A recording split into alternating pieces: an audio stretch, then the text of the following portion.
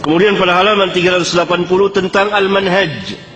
Al-manhaj adalah sikap dan cara beragama yang benar, yang lurus. Manhajul haq, agar anak-anak ini tidak mengikuti firqah-firqah sesat. Berapa banyak anak-anak yang condong kepada agama, dia semangat beragama, tapi duduk di majelis yang sesat, yang justru membinasakan mereka. Lihat yang mengajarkan tentang jihad sana, jihad sini, tanpa ilmu. Ngebom sana, ngebom sini. Itu anak-anak muda. Tapi sesat mereka dalam beragama. Maka kita ajarkan anak kita manhaj, agar mereka di dalam beragama tidak tersesat.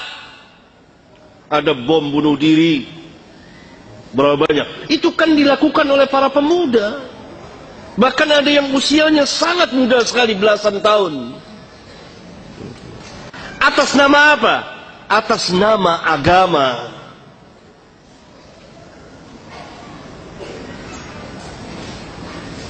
Kenapa?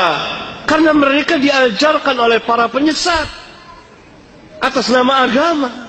Mereka diajarkan bukan oleh ulama, bukan oleh orang-orang yang berilmu. Hanya mengandalkan semangat, bermodalkan keberanian, tapi tidak berilmu.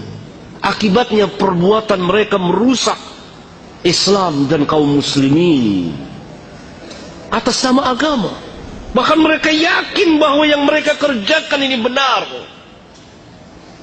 Mereka nggak seperti kejadian di negeri kita, di Pakistan, di daerah Timur Tengah, dari ajaran-ajaran sesat ini, atas nama Islam, atas nama jihad, atas nama memerangi orang-orang kafirin. Mereka bukan ulama, mereka bukan ahli ilmu, dan mereka membuat-buat majelis. Nah, agar anak-anak kita tidak mengikuti ajaran-ajaran sesat ini, kita perlu mengajarkan manhaj.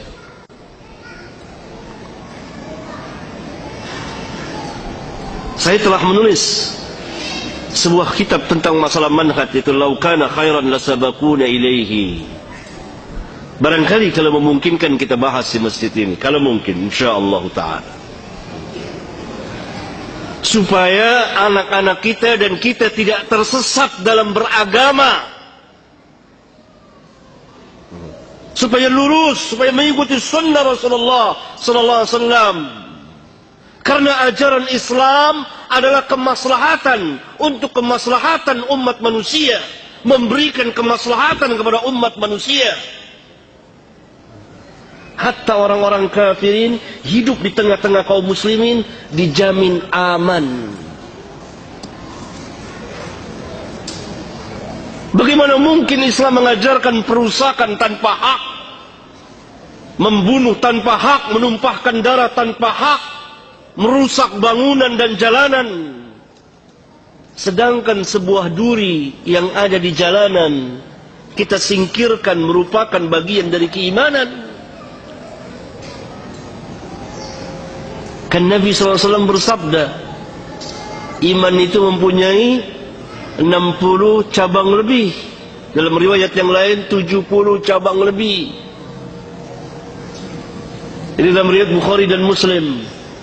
Dalam salah satu riwayat Imam Muslim, yang tertinggi kalimat La ilaha illallah, yang paling rendah imatatul adza anit tariq, menghilangkan gangguan dari jalan, berupa duri, paku, ajan.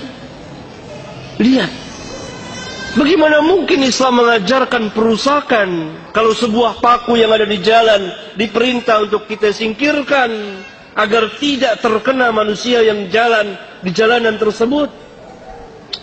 Luar biasa ajaran Islam. Dan agar lurus ini kita belajar manhaj.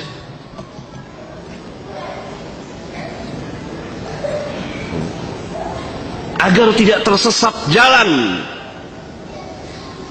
Karena ketika terjadi kebangkitan kembali kepada agama, berbagai manusia kembali kepada agama, akhirnya sebagiannya tersesat di dalam memahami, kemudian mengamalkan, kemudian mendakwakan agama, maka terjadilah apa yang telah terjadi pada sebagian dari kita. Disebabkan apa? Kesesatan di dalam memahami din. Atas nama apa? Atas nama Islam. Dan hal ini diambil kesempatan oleh musuh-musuh Islam untuk merusak Islam. Bahkan mungkin mereka menyamar jadi kaum muslimin.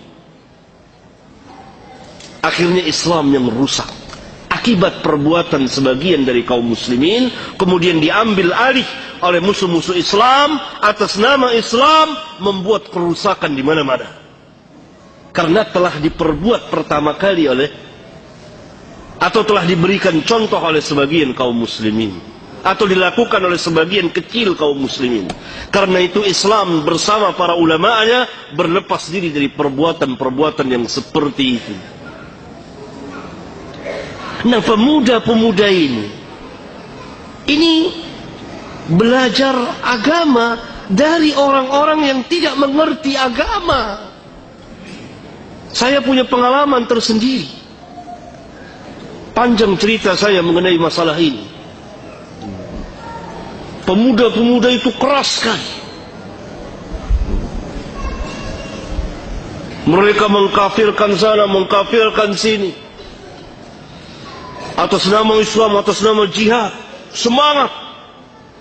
Mereka sholat, mereka ahli ibadah. Tapi bodoh. Semangat, tapi jahil. Berani, tapi tersesat jalannya. Belajar, tetapi kepada orang-orang yang jahil, bukan ulama. Mereka membaca ayat-ayat Al-Quran dari awal sampai akhir, tapi ayat-ayat itu tidak sampai melewati tenggorokan mereka, hanya sampai mulut saja. Mereka pahami sendiri.